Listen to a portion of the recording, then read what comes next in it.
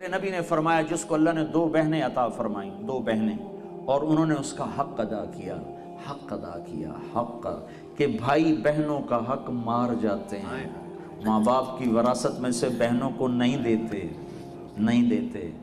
یہ ایسے ہی حرام ہے جیسے شراب بیچنا حرام ہے، جیسے سود کھانا حرام ہے، ایسے ہی بہنوں کا حق کھا جانا ایسے ہی حرام ہے جیسے چوری حرام ہے۔ یہ بہنوں کا چور ہے، اس کی چوری کی جس کے ساتھ مل کے ایک چھاتی کا دودھ پیا، ایک تھالی پیالی میں کھایا اور پیا، ایک چھت تلے جس کے ساتھ زندگی گزاری، یہ اس کی چوری کر گیا ہے۔ جس نے اپنی بہنوں کا حق مارا اس کا رزق حرام ہو گیا۔ میں اپنے استاد صاحب کی خدمت میں جن سے میں نے تفسیر پڑھی، شہد لے کر گیا، 76-77 کی بات، برائمنڈ مرکز میں ہی مدرسہ ہے، مولانا جمشید صاحب۔ میں نے کہا حضرت یہ شہد لایا ہوں۔ کہاں سے لائے ہو؟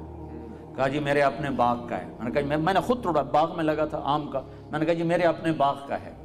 تو مجھ سے فرمایا تیرے باپ نے اپنی بہنوں کو زمین میں سے حصہ دیا تھا؟ ایک شہد کی بوتل اس وقت 10 روپے کی آ جاتی تھی۔ اور کتنا گہرا سوال کیا، یہ نہیں کہا ماشاءاللہ جزاک اللہ، یہ نہیں کہا تیرے باپ نے اپنی بہنوں کو زمین میں سے حصہ دیا تھا؟ اگر دیا تھا پھر تو یہ شہد حلال ہے، اور اگر نہیں دیا تھا تو سارا ہی حرام ہے، تو میں نہیں لوں گا، یہ مطلب تھا۔ ہاں بھائی تیرے ابا نے بہنوں کو زمینوں میں حصہ دیا تھا؟ میں نے کہا جی شکر ہے میرے ابا کی بہن ہی کوئی نہیں، ہوتی تو کوئی نہ دیتے، صرف 2 بھائی تھے، ساری جائیداد 2 بھائیوں کی، بہن تھی نہیں ان کی۔ میں نے کہا اچھا تو تیرے دادا نے اپنی بہنوں کو زمین میں سے حصہ دیا تھا؟ میں کہا میں جمعہ ہی کوئی نہ ہوں، اس لیے میرے کو کی پوچھی جانا، میرے جمعن تو پہلے دی گلنا تھا، نہ پوچھو میرے کو۔ تو پھر ہنس پڑے، کہا اچھا ادھر رکھ دو۔ تو میرے نبی نے فرمایا جس نے بہنوں کو حصہ دیا، جس کو اللہ نے 2 بہنیں دی، اس نے بہنوں کا حق دیا، اور شادی کے بعد بھی ان کے سر پہ ہاتھ رکھا تو اس پہ جنت واجب ہو گئی۔ پھر یہ بیٹی سے بہن، بہن سے بیوی۔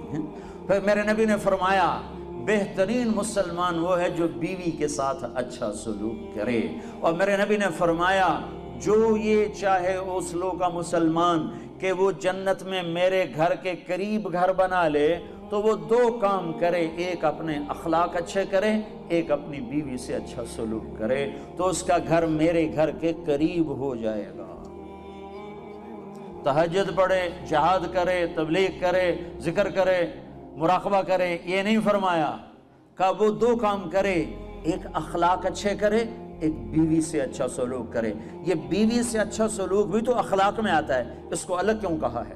کہ بہت سے لوگ باہر بڑے اخلاق والے ہوتے ہیں اور گھر میں بیویوں کے ساتھ بڑے بدتمیز ہوتے ہیں، اور ہمارے ذمہ داروں میں عام ہے یہ حدیث۔ ایسے میں آنکھوں سے دیکھ رہا ہوں کہ میرا سارا خاندان، میرا معاشرہ جو ذمہ دار معاشرہ ہے، وہ باہر ڈیرے ڈار ہیں، ذمہ دار ہیں اور بڑے سخی ہیں، بڑے مہمان نواز ہیں، لیکن گھر میں اتنے ہی بدتمیز ہیں۔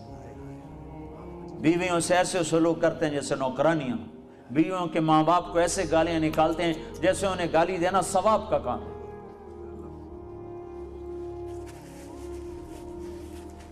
تو اس لیے اس کو الگ ذکر کیا کہ جو یہ چاہے جنت میں میرے گھر کے قریب گھر بنائے۔ کون نہیں چاہتا؟ تم چاہتے ہو کہ نہیں چاہتے ہو؟ تو اللہ کے نبی نے کہا 2 کام کرو، ایک اخلاق اچھے کرو، ایک اپنی بیوی سے اچھا سلوک کرو۔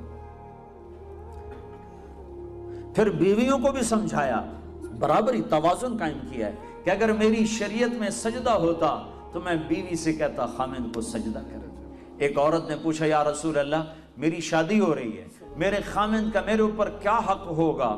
تو آپ نے فرمایا تیرے خامند کے جسم پہ پھوڑے پڑ جائیں، پھوڑے نکل آئیں، اور پھوڑوں میں پیپ پڑ جائے، اور تو زبان سے چاٹ چاٹ کے اس کے زخم صاف کرے، تو بھی تو نے خامند کا حق ادا نہیں کیا۔ لو ان المرأة صلت خمسها صامت شهرها حسنت فرجها اطاعت بالها دخلت من ای ابواب الجنت شاءت۔ میرے نبی نے فرمایا جس عورت نے 5 نمازیں پڑھی، رمضان کے روزے رکھے، خامند کی اطاعت کی اور بدکاری نہ کی، عزت میں خیانت نہ کی، تو جب وہ آئے گی تو جنت کے 8 دروازے کھل جائیں گے، اللہ فرمائے گا جدھر سے چاہ چلی جا، جنت تیرے لیے ساری